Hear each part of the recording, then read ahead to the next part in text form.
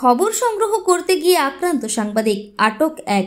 এবার তারকেশ্বর তেঘুরি কালী মন্দিরের খবর সংগ্রহ করতে গিয়ে আক্রান্ত হলেন এক ডিজিটাল মিডিয়ার সাংবাদিক। এই নক্কারজনক ঘটনাটি ঘটেছে তারকেশ্বর থানার অন্তর্গত তেঘুরি গ্রামে। জানা গেছে, তেঘুরি গ্রামের প্রায় 200 বছরের পুরনো কালী মন্দিরের দখল ঘিরে একটি গণ্ডগোলের বিষয়ে সাময়িক নির্দেশিকা জারি করে মহামান্য আদালত। চন্দননগর মহকুমা আদালতের নির্দেশে চলতি মাসের 21 ও 24 তারিখ দুটি নির্দেশিকা জারি হয়। নির্দেশিকায় 19 জুন 2024 পর্যন্ত হালদার পরিবার নিত্য পুজো ও বাৎসরিক পুজোর দায়িত্ব পালনের অধিকার পায়। আদালতের নির্দেশ অনুযায়ী আজ পুজোর কাজ শুরু করার কথা হালদার পরিবারের, আর সেই চিত্র সংগ্রহ করতে গেলে সন্দীপ হালদার নামে ডিজিটাল মিডিয়ার সাংবাদিককে মারধর করা হয় বলে অভিযোগ। অচৈতন্য অবস্থায় তাকে উদ্ধার করে তারকেশ্বর গ্রামের হাসপাতালে ভর্তি করা হয়।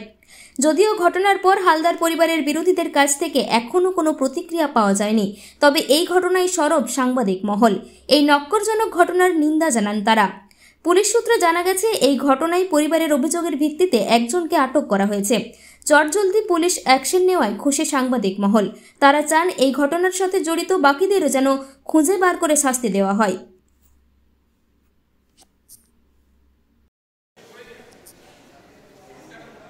খবর সংগ্রহ করতে গিয়ে আক্রান্ত সাংবাদিক, আটক এক। এবার তারকেশ্বর তেঘুরি কালী মন্দিরের খবর সংগ্রহ করতে গিয়ে আক্রান্ত হলেন এক ডিজিটাল মিডিয়ার সাংবাদিক। এই নক্কারজনক ঘটনাটি ঘটেছে তারকেশ্বর থানার অন্তর্গত তেঘুরি গ্রামে। জানা গেছে, তেঘুরি গ্রামের প্রায় 200 বছরের পুরনো কালী মন্দিরের দখল ঘিরে একটি গণ্ডগোলের বিষয়ে সাময়িক নির্দেশিকা জারি করে মহামান্য আদালত। চন্দননগর মহকুমা আদালতের নির্দেশে চলতি মাসের 21 ও 24 তারিখ দুটি নির্দেশিকা জারি হয়। নির্দেশিকায় 19 জুন 2024 পর্যন্ত হালদার পরিবার নিত্য পুজো ও বাৎসরিক পুজোর দায়িত্ব পালনের অধিকার পায়। আদালতের নির্দেশ অনুযায়ী আজ পুজোর কাজ শুরু করার কথা হালদার পরিবারের, আর সেই চিত্র সংগ্রহ করতে গেলে সন্দীপ হালদার নামে ডিজিটাল মিডিয়ার সাংবাদিককে মারধর করা হয় বলে অভিযোগ। অচৈতন্য অবস্থায় তাকে উদ্ধার করে তারকেশ্বর গ্রামের হাসপাতালে ভর্তি করা হয়। বাড়ির পাশে একটা মন্দির আছে, সেই মন্দিরে সন্ধ্যেবাস খবর করতে গেছিল। ঝামেলা কদিন ধরে চলছিল, এটা নিয়ে খবর করতে গেছিল। ওরা চাবিটা খুলে দিয়েছে, পুজো টুজো সব করলো, চাবিটা দিয়ে দিয়েছে আবার ওরা। সেই কারণে সন্ধ্যেতে ফোন টেনে ওকে খুব মারধর করা হয়েছে। ওখানে প্রশাসন থাকা শুদ্ধ কিচ্ছু করেনি, প্রশাসন শুধু দাঁড়িয়ে দাঁড়িয়ে দেখছিল। ওখানে কটা লোক মারধর করেছে, অশিস কর্মকার, শ্যামল গড়াম, বাবলু ঘোষ আর অরূপ ঘোষ, এরাই ধরে ওকে মারধর করেছে, ঠেলে ফেলে দিয়েছে, ফোনে ক্যামেরা ভেঙে দিয়েছে। এখন এই অবস্থায় আছে। কিভাবে মেরেছে? মাথায় মেরেছে বাঁশ দিয়ে। আর এখন কি অবস্থা রয়েছে? এখন আছে, আমাকে সিটি স্ক্যান করতে বলেছে, কথা বলতে পারছে না তো। আমরা কি চাইছেন?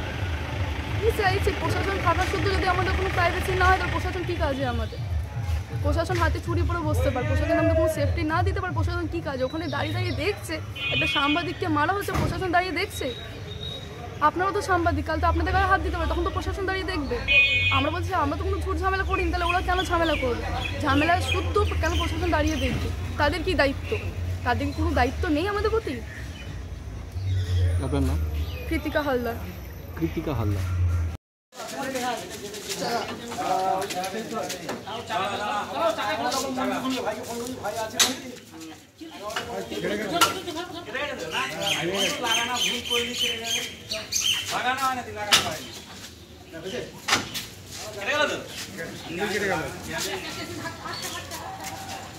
ধরে যাও, তুমি শুধু